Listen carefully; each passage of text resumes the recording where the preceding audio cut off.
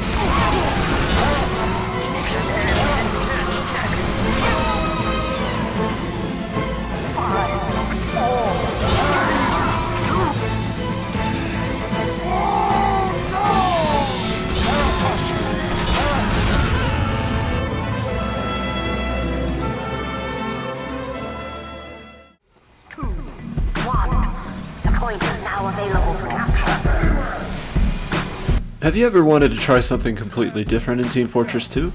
Maybe a gimmick? Maybe something insane? Well, this video is for you. I'm going to teach you how to be the most effective, mostly melee heavy you can be. The most important aspects of melee heavy are your choice of loadout, map picks, and playstyle. First off, let's talk about the loadout. The Tomislav, steak sandwich, and a melee of your choice. My personal favorite would be the fists, influenced in no part by the fact that I have a professional kill streak. So, the Tomislav. This is a great primary for melee heavy in case you ever run into an air blasting pyro or a kiting scout. A big part of melee heavy is being mildly sneaky and getting the first hit. When that fails, the quick rev option with the Tomislav is essential, but we'll touch on that later. Next is the steak sandwich. I'd recommend this simply for the mobility alone. The mini crits are a nice bonus, but in TF2, mobility is key, and when you're going melee heavy, you need speed. Lastly, your melee weapon. This is largely up to you, but I would highly recommend against the Fist of Steel, seeing how as soon as your opponents see you out with them, 9 times out of 10, they're going to 1 to 2 shot you with a melee of their own. A couple of other bad picks would be the Affliction Notice and the Gloves of Running Urgently, simply because of the constant health drain while active. With loadouts covered, let's move on to map choices.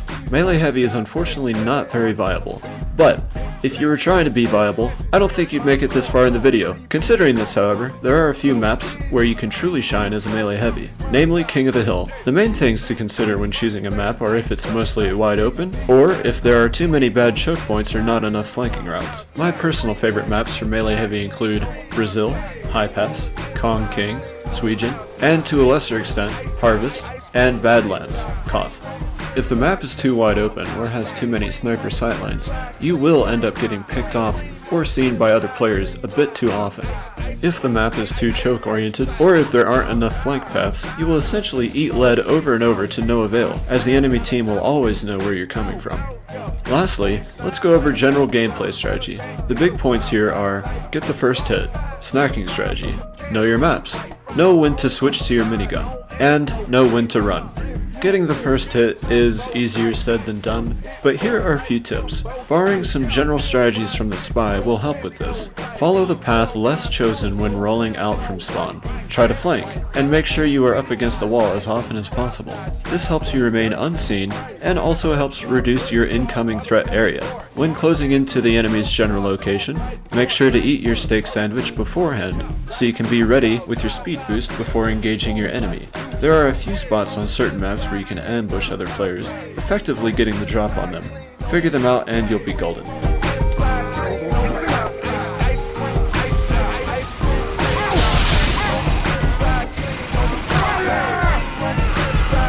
Snacking strategy. Know your snack areas. As said previously, it's important to eat your steak before you engage the enemy. You want to be powered up as often as possible. In order for you to eat safely, place your back up against a wall in an area where there is no immediate danger, then power up. This prevents spies from rudely interrupting your meal. If you plan to eat near a corner, you can even peek around while the camera is in third-person view to see if anyone is coming. A quick tip that any heavy can use when eating is to cancel out your nomming sound, as well as the battle cry heavy shouts soon after, with a quick yes voice line.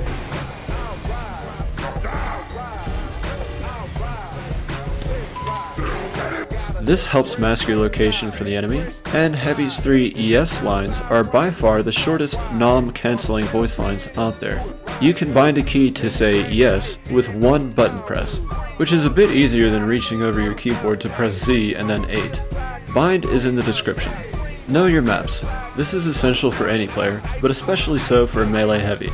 Medics most likely won't heal you after they see your strategy in action.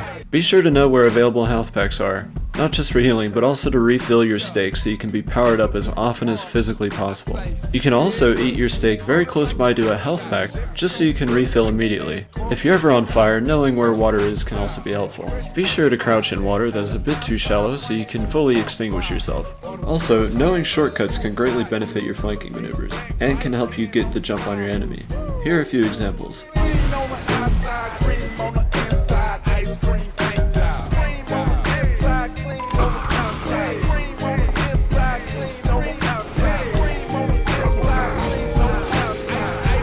Know when to switch weapons. If you're ever at a clear disadvantage, especially against air blasting pyros or scouts who are kiting the heck out of you, don't be ashamed to take out your Thomas Lab to mow them down. This can also be a helpful strategy against sentries that are simply out of arm's reach.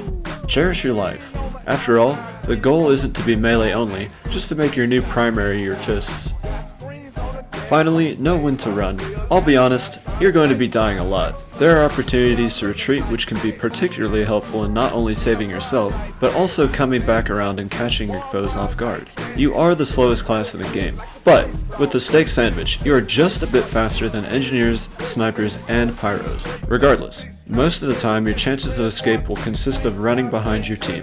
If there is no team to run behind, you may elect to run around a corner and wait just a moment for the enemy to give chase, just long enough so that when you run back around the corner, they are within melee range. Although this doesn't work all the time. Finally, when the stars align, you can get some awesome plays like this.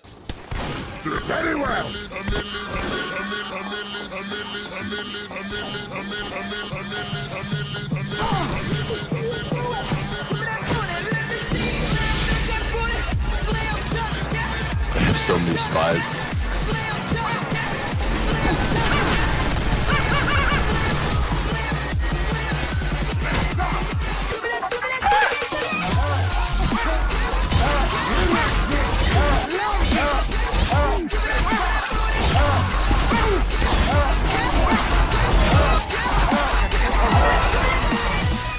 And that's it. As fun as it is, playing TF2 normally can get boring for some people sometimes. Feel free to consider this style of play along with all my tips when you want to spice things up.